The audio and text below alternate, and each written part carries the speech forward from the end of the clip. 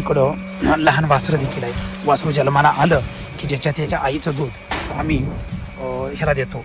आता हे जर बघितलं तर इथं सकाळी 3 आणि संध्याकाळी 3 6 लिटर. आता ह्या एक महिन्याच्या कालवडी आहेत. 1 महिन्याच्या कालवडी आहेत. तर आता ह्या कालवडींना आम्ही जवळजवळ 6 लिटर दूध देतो. 6 लिटर दूध ही आरामशीर हे सगळे पितात. अतिशय देखण्या सुंदर आणि अगदी जातीवंत कालवडी या ठिकाणी आम्ही तयार करायचा प्रयत्न करतो.